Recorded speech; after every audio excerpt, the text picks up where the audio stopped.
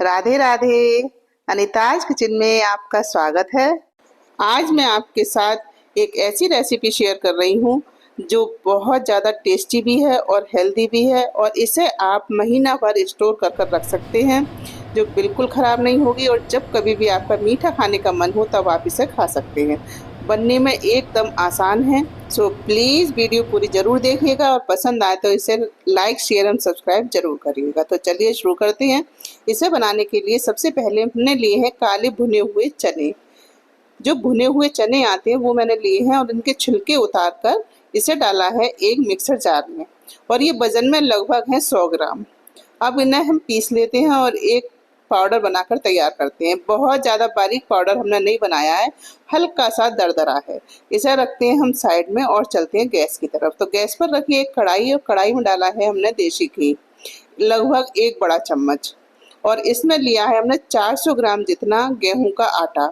इसे हमें भूनना है, तो हम मीडियम फ्लेम पर इसे भूनेंगे, और लगभग 5-7 मिनट में ये भूनकर तैयार हो जाएगा। इसे हम इसी तरह चलाते हुए भूनेंगे, इसे हमें छोड़ना नहीं है, नहीं तो ये नीचे से जल जाएगा।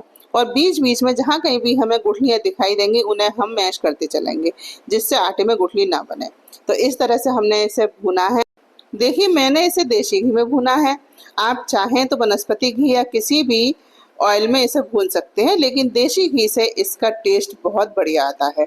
और देखिए काफ़ी अच्छी तरह से ये भुन गया है, लेकिन अभी हमें थोड़ा सा और भूनना है। और उससे पहले हमने डाला है इसमें जो चने का पाउडर बनाया था वो, इसे भी हम साथ में थोड़ा सा भून लेते हैं।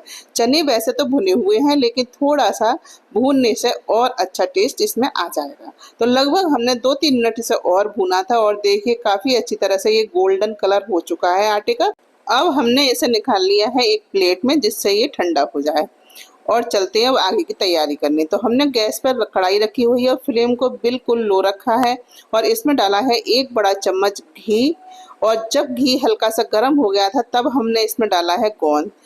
गोंद को हमें बहुत धीमी आंच पे भूनना होता है, तभी गोंद बढ़िया भुनता है।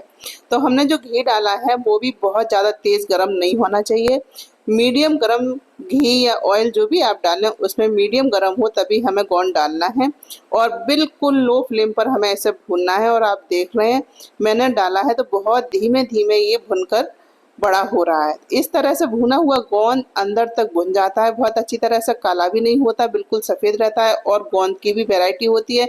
जो गोंद ट्रांसपेरेंट से दिखाई देता है, वाइट कलर का होता है, छोटा छोटा होता है, वो गोंद बहुत बढ़िया होता है।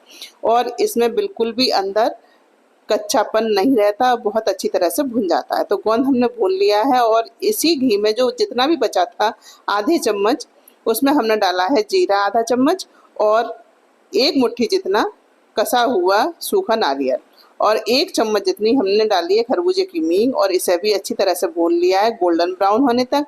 और उसके बाद हमने निकाल लिया है आटे के ऊपर ही, जिस प्लेट में हमने आटा निकाल कर रखा था उसी में निकाल लिया इन सारी चीज़ों को। और अब इसी कढ़ाई में हमने डाल दिया है लगभग आधा कप पानी। और मेरे पास चाशनी बनी हुई रखी थी, तो मैं उसी चाशनी का इस्तेमाल कर रही हूँ इस जगह।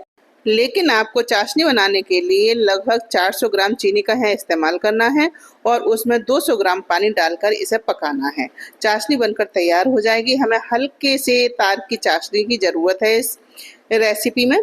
तो मैंने इसमें थोड़ा सा पहले पानी डाला था, फिर चाशनी डाली है, लेकिन मुझे थोड़ी सी कम मीठी लग रही थी, तो मैंने इसमें लगभग 100-150 ग्राम चीनी और डाल दी है। और जब तक चाशनी बन रही है तब तक हमने एक ट्रे तैयार करी है, जिसमें हमें ये कतलियाँ बनानी हैं, जमानी हैं।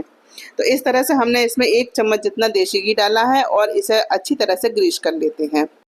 ट्रे हमें पहले से ही तैयार करके रखनी है, जिससे बाद में समय खराब ना हो, क्योंकि आटे की कतली बहुत जल्दी से जमने लगती हैं।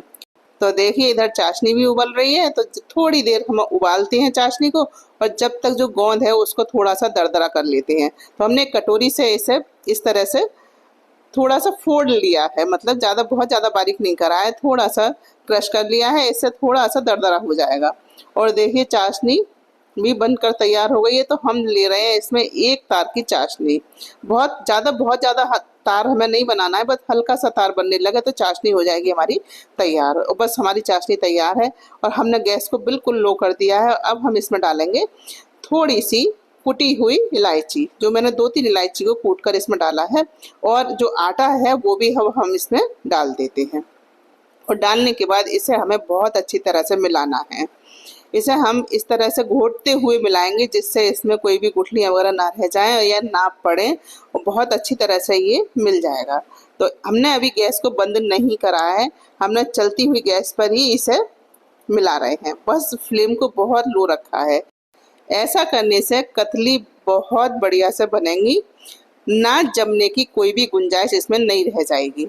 और इसमें हमने इसी स्टेज पर डाल दिया है गोंद, जिससे हम कतली को मिलाएंगे तो गोंद पूरी कतलियों में अच्छी तरह से मिल जाएगा। और देखिए, अब जब अच्छी तरह से ये मिल जाए उसके बाद हम गैस की फ्लेम को बंद कर देंगे।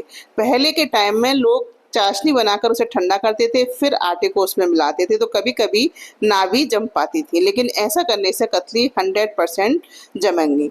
और इसका मेजरमेंट आपको परफेक्ट रखना है जिससे कतलियाँ खराब ना हो। और जब इसको मिलाते मिलाते एक डो के फॉर्म में ये आ जाए तो आप समझ लीजिए कतली बहुत बढ़िया बनेंगी। अगर थोड़ी बहुत पतली रहती है तो हमें फ्लेम को थोड़ा सा हाई करके इसे इसी फॉर्म में लेके आना है जिससे कतलियाँ खराब ना हो।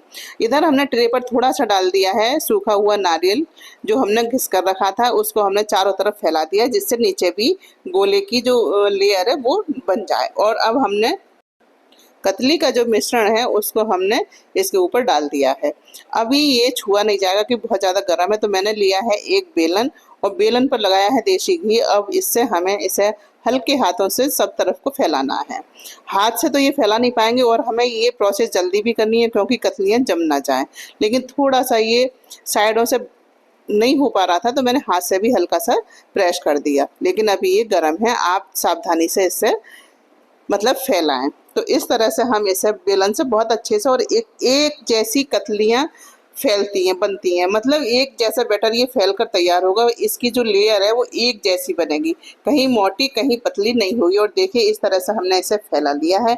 अब इसके ऊपर से हमने थोड़ा सा नारियल जो नीचे फैलाया था उसी तरह से हमने इसके ऊपर भी लगा दिया है, क्योंकि आटे की कतली पर जब नारियल होता है तो थोड़ा सा अच्छा लगता है, इसका टेस्ट भी बढ़ जाता है। और थोड़ी सी बादाम की कतरन डाल दी है और थोड़ी सी डाल दी हमने पिस्ते की कतरन। आप कोई भी ड्राई फ्रूट इसके ऊपर से डाल सकते हैं इसी तरह से। और एक बार फिर हम बेलन से हल्का सा ऐसे प्रेस करते हुए चला देंगे जिससे जो ड्राई फ्रूट्स हैं वो इसके ऊपर से चिपक जाए। तो इस तरह से हमने इन कतलियों को तैयार किया है जो खाने में आपको बहुत ज़्यादा पसंद आएंगी। बहुत ज़्यादा टेस्टी कतली बनी है, आप इसे एक बार ज़रूर ट्राई करें इसी तरह से, आपको भी ये बहुत ज़्यादा पसंद आएंगी। अब हम इसे थोड़ी देर के लिए रख देते हैं, लेकिन बहुत ज़्यादा ठंडी हमें नहीं करनी है। अगर बहुत ठंडी हो गई तो ये कटने में नहीं आएंगी, इसलिए हमने जब इसे रख दिया था 2-4-5 मिनट के लिए जिससे ये सेट हो जाए, उसके बाद हमने चाकू से इन्हें काट लिया। काटना आपकी अपनी पसंद है, आप इसे चौकोर काटना चाहती हैं या बर्फी कट। मैंने इसे काटा तो चौकोरी है, लेकिन दोनों तरफ से इसे आड़ा काटा है। अगर सीधा काटते तो सीधी मतलब अगर हम एक बार सीधा काटकर दूसरी बार आड़ा काटते तो ये बर्फी कट में आ जाती, लेकिन मैंने दोनों तरफ से इसे आड़ा काटा तो ये चौकोर कतली ही बनकर तैयार हुई हैं। तो इस तरह से आप कतलियों को काट भी सकते हैं। और काटने के बाद अभी हमें इन्हें निकालना नहीं है क्योंकि अभी ये सॉफ्ट हैं थोड़ी सी। अब जब ठंडी हो जाएंगी तब हम इन्हें निकालेंगे, लेकिन मुझे आपको दिखाना था तो इसलिए मैंने 10 मिनट बाद ही इन्हें निकाला है, लेकिन अभी भी ये थोड़ी सी सॉफ्ट है। अगर मुझे इसे आधे घंटे बाद निकालना होता, कहीं जल्दी थी इसलिए मैंने इसे जल्दी निकाल लिया था, और नहीं तो इसे थोड़ा बिल्कुल ठंडा हो जाए तब आप इसे निकालें। बहुत बढ़िया कतली बनी है, ना ही ज़्यादा टाइट है ना ही ज़्यादा सॉफ्ट है, क्योंकि अभी तो थोड़ी हल्की सी गर्म है, थोड़ी सॉफ्ट भी है, लेकिन ठंडी होने के बाद ये बहुत अच्छे से हो गई थी। तो मैं अभी आपको तोड़कर भी दिखा देती हूँ। देखिए अब जो ठंडी हो जाएंगी तो थोड़ी सी हार्ड और हो जाएंगी ये, जो बिल्कुल परफेक्ट होंगी। बहुत बढ़िया कतली बनकर तैयार हुई थी। आप इन्हें इसी तरह से एक बार ज़रूर ट्राई करें, आपको ये बहुत पसंद आएंगी। आप इसे खाएंगे तो याद करेंगे। तो चलिए आप इन्हें बनाएं, खाएं, एंजॉय करें। वीडियो को लाइक शेयर और सब्सक्राइब करना बिल्कुल ना भूलें। अगली बार फिर मिलते हैं एक नई वीडियो में नई रेसिपी के साथ। तब तक के लिए जय श्री राधे।